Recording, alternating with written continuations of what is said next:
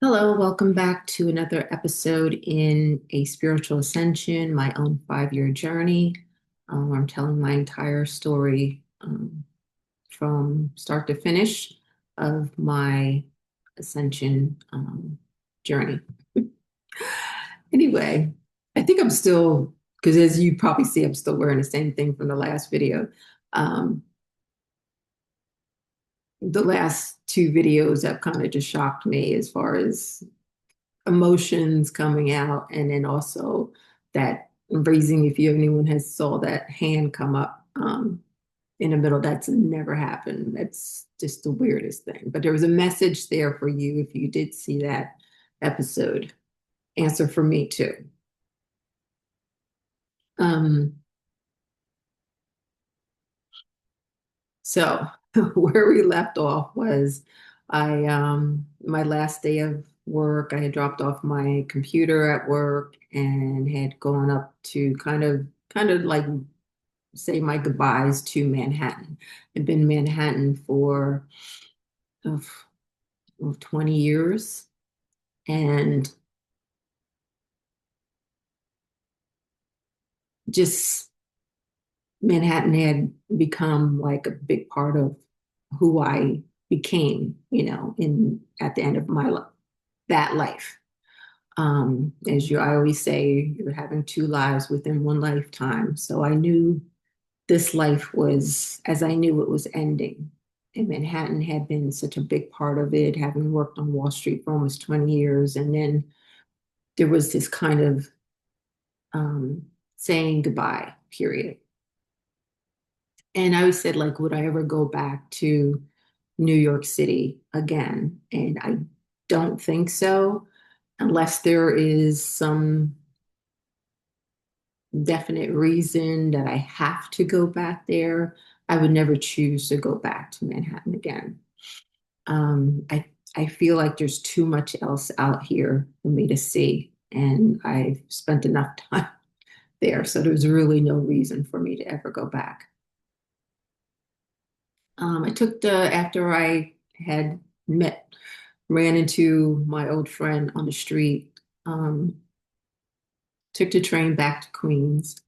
So this is Friday afternoon. And so then Saturday, Sunday was just about doing all kind of last minute things. Actually, Saturday, Sunday, Monday, because Tuesday would be April 30th. Um, Starting to put some things into my Jeep and throw out anything I didn't need. Also, it was kind of nice now too that I didn't have, like, it was nice, but also scary because I had just quit my job. So not knowing that I didn't have to, log in on Monday, and that I had this new freedom now, even though I knew I had to get a job by the time I got to New Hampshire. Kind of losing my voice here, talking a lot. Excuse me a second.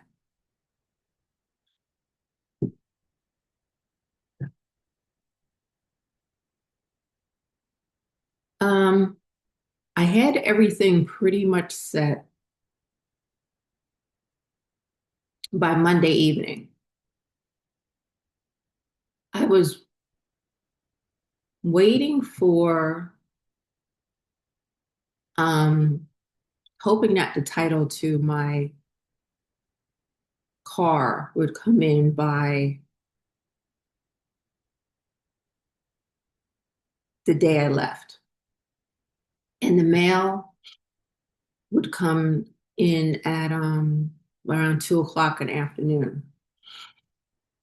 So I said, well, on Tuesday, April 30th, when I had planned to leave Queens to ride up to Newport, Rhode Island to stay my first night, I was going to wait until 2 o'clock in the afternoon to leave and see if my title to my um, car came in.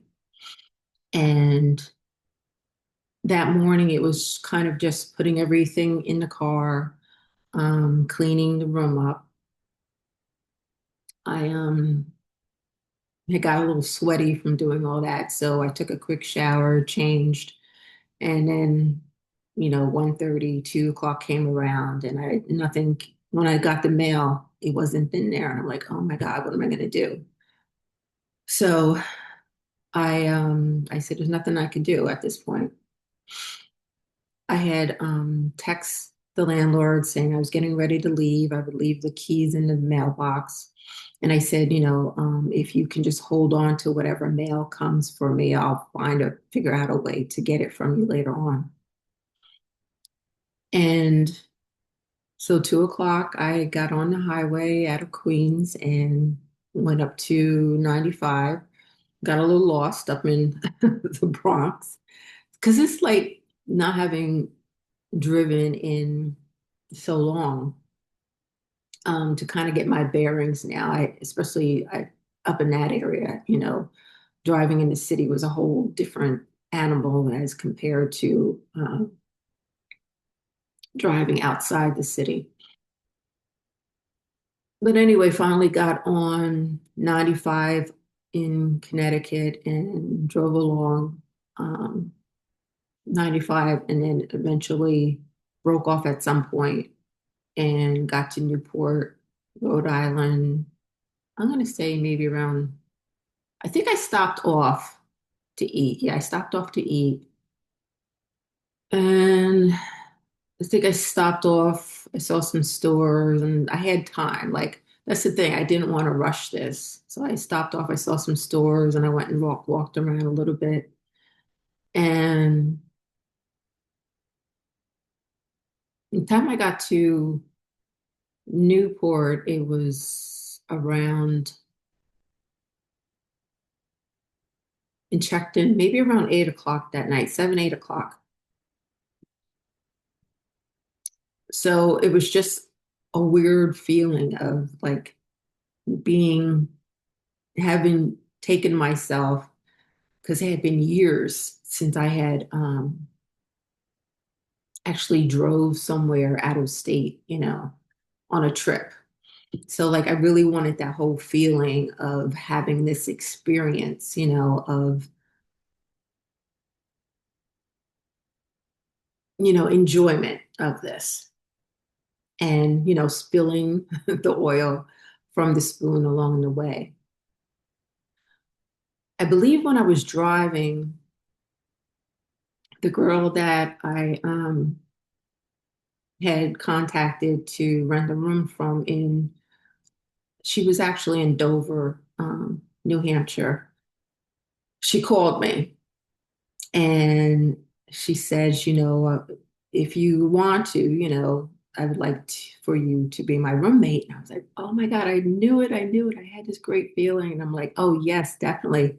I said, I'm going to take a couple days to probably, just make my way up there, but I should be there by the end of the week. And this is Tuesday evening now.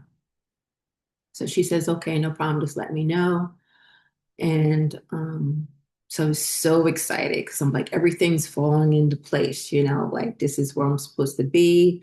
Dover is right on the border of New Hampshire and Maine. So this is where Spirit is telling me to go. And as I told you, when I went to Fort Smith in December, everybody was recommending for me to try to find a place in Dover.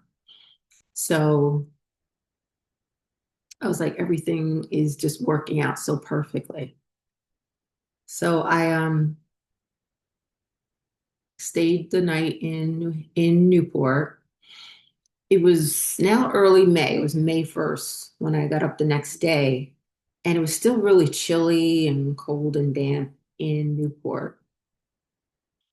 I remember when I had gone up there before, I had gone to the big mansions, um, and you could take tours there. So I remember doing that. I didn't really feel like doing that again, but there was an area, like a little shopping village that I had gone to before. And I said, let me just go and walk around there for a little bit and view the water, like the water, just driving and seeing the water all around, like New York water. New York's an island, but the difference between New York water and Rhode Island water is so much different. It was just like I was like just in total amazement. Like I can't believe like I'm here, and that I've gotten myself here. Usually when I took trips before, had driven, it was always going down south. Like I had never drove myself north. Um, so as I'm walking around, the girl who has the room in Dover calls me and she says, I reached out to my landlord and I told him, I was going to bring in a roommate because like my boyfriend had been staying here and he had been helping me pay the rent. And like the lease was totally under her. So now that she was going to have a roommate, she wanted to let him know. And he wasn't kind of happy with that. I don't think he knew about the boyfriend I had beforehand. So he kind of was like, like that wasn't kind of our arrangement type of thing. And she says, like, I can't, let you come in. So I was like, what? Oh my God. Like I was like devastated. And I started like shaking and like everything was working out so well. And then all of a sudden, what is going on? And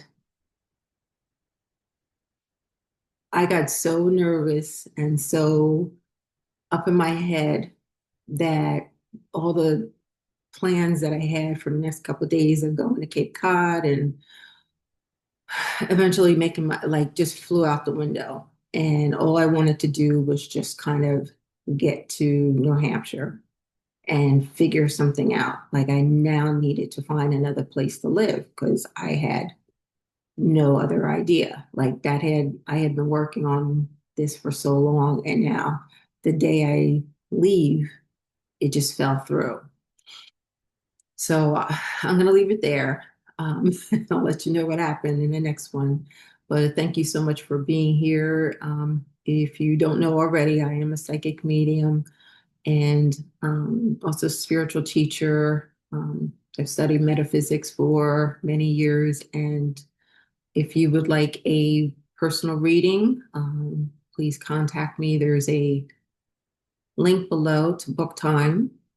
There's also, I've done many, well, a couple courses on the ascension process, and there's a link for that also below. Okay, and I'll see you in the next one.